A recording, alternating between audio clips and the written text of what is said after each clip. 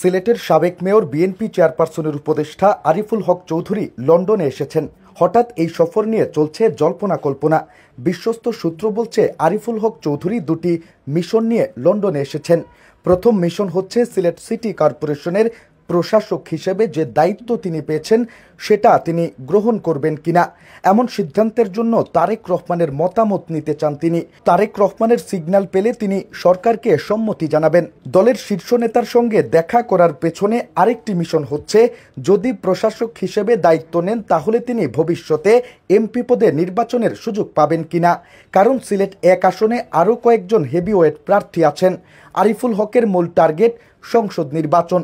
তিনি তাই সেটার নিশ্চয়তা চাইবেন তারেক রহমানের কাছে। এক্ষেত্রে তিনি সিসিক প্রশাসকের দায়িত্ব ছেড়ে দিতেও রাজি। গত রবিবার লন্ডন সময় বিকেল 4টায় তিনি হিথ্রো বিমানবন্দরে পৌঁছালে যুক্তরাজ্য বিএনপির অনেক নেতাকর্মী তাকে স্বাগত জানান। জানা গেছে 2-1 দিনের মধ্যেই তিনি তারেক রহমানের সঙ্গে দেখা করার সুযোগ পাবেন।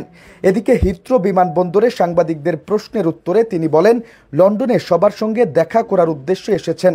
আগামী জাতীয় নির্বাচনে সিলেট এক আসন থেকে প্রার্থিতা হওয়া নিয়ে তিনি বলেন, আমাদের মূল টার্গেট নির্বাচনের তফসিল ঘোষণা করা, তারপর দলের সিদ্ধান্তই সবকিছু। আরেক প্রশ্নের উত্তরে তিনি বলেন, গত 17 বছরে সিলেটের কোনো দৃশ্যমান উন্নয়ন হয়নি। আগামী 2 থেকে 3 মাসের মধ্যে গত ফ্যাসিস্ট সরকারের সিলেটে দুর্নীতি নিয়ে তথ্য সামনে আনব। এর আগে গত সপ্তাহে ঢাকা দক্ষিণ মেয়র হিসেবে দায়িত্ব নেওয়ার বিষয়ে তারেক রহমানের সিদ্ধান্তের জন্য লন্ডনে আসেন ইঞ্জিনিয়ার ইশরাক হোসেন। দেশে ফিরে গিয়েই তিনি সম্মতি দেওয়ার পর গত 27 এপ্রিল তাকে মেয়র ঘোষণা করে সরকার গেজেট প্রকাশ করেছে।